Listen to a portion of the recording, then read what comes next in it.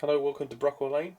This week I will be changing this nice shiny new Class 47 into something that looks a little bit more work stained than as I remember seeing them in the 1990s. This is the DCC Sound Deluxe version, which I picked up for a very reasonable £250 on eBay, and it is brand new, so maybe it's just an unpopular livery. Still a lot of money, but these are usually around the £300 mark, I think, for the deluxe version, which I wouldn't normally have bothered going for, but as it was quite a good price, I thought I would treat myself this time. So out of the box, the first thing I do with any model is remove those tension lock couplers, because I do not use them. I use KDs. I hate tension lock couplers, so that's just my preference, but you do get a bag of bits there. You've got ploughs, lots of pipes for the front, and some details, some etched details there. Now I need to find. Now what I want to do with this is put the rail freight distribution logos on the top of this construction, because that's how I remember seeing a lot of them at Tinsley.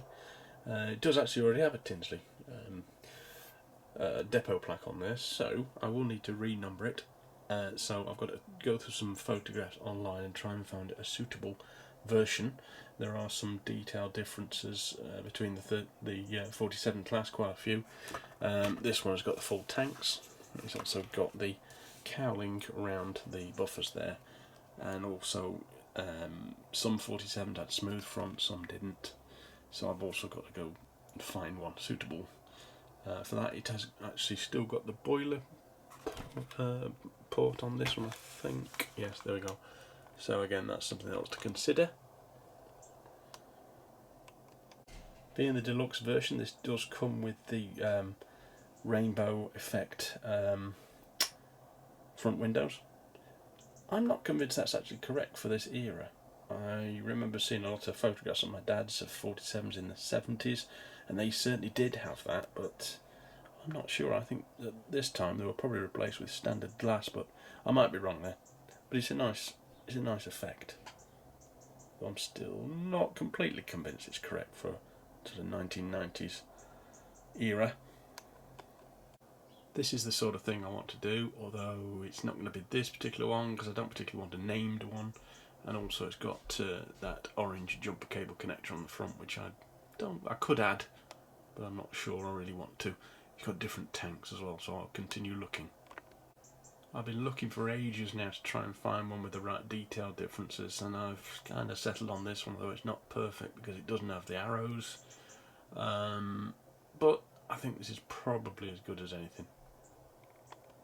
I just want it to be a common, everyday, shabby looking 47 like I remember seeing during the mid-90s. So I've been online and ordered from Fox Transfers some of these number sheets and faded rail freight distribution logos, which they do. I like Fox Transfers, they're fairly reliable. They're not particularly cheap, but then nothing is nowadays. I like the way they go on, although there are other companies around which other people swear by, but these are the ones I prefer. They have these white backings which form as like an undercoat, which you go underneath these, and that should cover this logo, although I am first going to try and remove this. And how you remove that, well, it's trial and error really, so we'll see. Older Bachmann models, I'd usually just put some thinner on there and it'd just come off, but it depends when the model was made, and as this is a brand new one and I've not really got anything this new, I don't know how difficult or easy those logos are going to be to come off. So I'm going to start scraping away and removing somewhere it doesn't matter so much, because those transfers are going to go over the top, so I'll probably start in the middle and see how it goes. The first thing to do is, of course, test the locomotive. Now I'm actually running on DC here, so it'd be interesting to see how the sound works on DC. So this is a bit difficult to show on camera, but I'm going to have a go. It's a bit different how DCC works. What you do is, on your standard controller, you turn it up until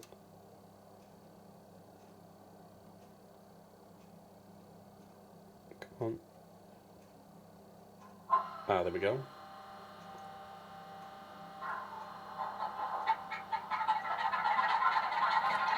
And you can hear it starting.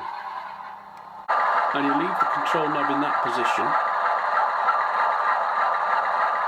and it will stand still until you turn the knob up, and then to move as normal, but you have to go back to that original position, which on this controller is about 55, and that is stop. So as long as you bring it back to that position, the locomotive will be stopped and the sound will still be on. If you want to change direction, I think you have to do it quickly. Let me just try. Yes. But if you keep it in the middle position there, it's going to switch off. In fact, I'm wrong, it has done. So it's not perfect. In fact, it's just restarted there. So it does work on DC, but it takes a bit of practice to get it right, really.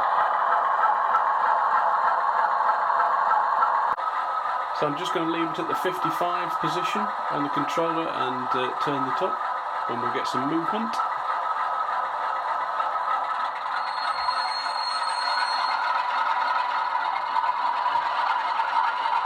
There we go.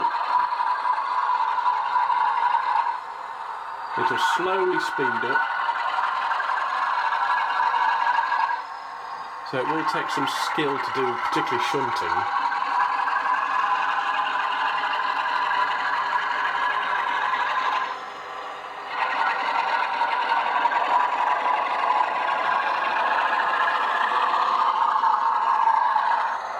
But that just demonstrates that, one, it works, and two, you can actually run sound locomotives on DC with a bit of practice.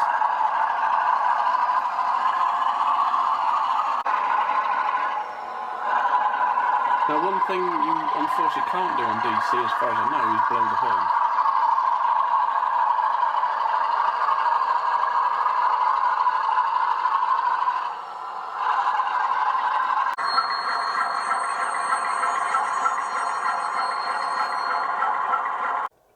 Right, so back on the workbench, first thing is to remove these vinyls, these transfers that I don't want. And my first way of trying it is just to gently scrape away with a knife, being very, very careful not to scratch the surface, but that seems to be taking time. More like stroking it like that, and it does actually fetch it off quite well. Well, I'm also using a fibre tip pen to remove the large logos on the side, and it seems to be coming off pretty well actually. It's just a little bit tedious, so I'll keep on with that. So there we are, completely clean. All those decals are now been removed, apart from the 47 and the little tops information board there, and of course the front and side lightning flashes, which I've left as were. It's pretty much come off in one go. There are some marks on the side there slightly, but they're going to get covered up by the new decals anyway, so I'm not too worried about that. Now I've got to do side 2. So I've opened the parts bag, and this is what you get. So you got two ploughs, which fit into the NEM pocket. I'm not going to use those, to be honest, not on this particular version, but I will keep those just in case. You got the tension lock couplers, I won't be using those either. We've also got these plaques, depot plaques, which happen to be the Tinsley ones. I may well use those. The particular version I'm doing hasn't got these arrows, I don't think, so I possibly won't be using those either. You get a number of pipes, which I will be using, but I will be chopping off so I can use the KD couplers. You've got a couple of pipes to go on the bottom of the fuel tanks, I believe, and there's some bogie details, about 8 of these. And there's also 8 of those to go on the bogies, which I think again is part of the brake gear. The instructions do say that some of these should only be used if it's a static model, and so that's them out the equation, those, and I could fit those, but they're that small I don't think I'll bother. So nice to have them, I suppose, but most of this I'm not going to be using. And also you get the blanking plug, which I don't need either at the moment. So I've rebagged those up and put them neatly back in the packaging, and in future if I change my mind or I need them for another 47, then they're always there. So just to make it easy, I've just looked at the instructions and put these out in the order of which they fit onto the buffer beams, and I'm going to be using a little bit of super glue. I'll be putting a dab of this onto a post-it note or a bit of plastic there, and then dipping the ends in and carefully putting them in the correct holes. I'm going to use a pair of tweezers for this, so hopefully this will not take too long. So all the pipes are now fitted and gluing, and I've also started to put the transfers on. I'll put those white blanks on the side. Don't know whether these are strictly necessary because this is going to be a weathered locomotive, but I just thought I'd use those anyway as I've got them. This is the side which I removed the logo, and I've put one of these obliteration patches on. The other side I didn't actually remove the logo. I've actually put two of the white blanking patches over the top, and you can still just see it, but I don't think it could matter when the final decal is on. You get 4 of those anyway on this pack from Fox. So this is the one I'm going for, which is 47187. That's the mid-90s, well 94 actually that is. And I'm going to number it, and you notice the massive gap between the 47 and 187, which I shall try and replicate on the model. And more by luck than anything, I have this sheet from Fox, and it's got number 187 there. So I'll be using that. That'll make it a little bit quicker. Right, so I put the numbers on, and if we're going to be picky, they're a little bit higher than they are in the photograph. But one thing I have noticed in the photograph is that data panel is not in that location, it's actually there, and it's got a blue background, so I'm going to replicate that now. I'm just going to paint with a little bit of blue, BR blue paint, a rough square. Let it dry, then I'll scratch it around the side with a knife to even out the edges, and then I will be playing one of these white data panels, which again is from Fox sheet, which I had in stock. Where is it? It's at the top there. So, and it won't focus, but one of those on the top of the little blue panel will just finish off the side of that quite nicely.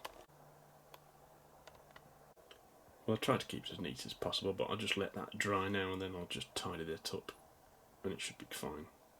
I will have to remove that one, of course, which I'll do a little bit later.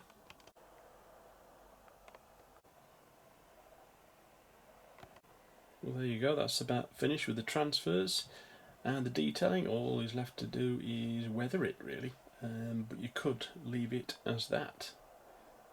It's a very plain Jane 47 now, no etched arrows or depot plaques, but there was a lot like that. A lot didn't bother putting those on, and the manufacturers, the model manufacturers, always like to do the ones with the most bits on. But I like these plain Jane ordinary 47s like I used to see, and I've decided I do like those reflective windscreens. It looks different, like it changes as the light catches it. Well, I think what I'm going to do is call that end of part 1, and I'll do another part on the weathering, but what I'm going to do is leave that to dry for a good couple of days before I attempt anything more at it. Not everybody likes weathering, so that's probably a good point to end this video.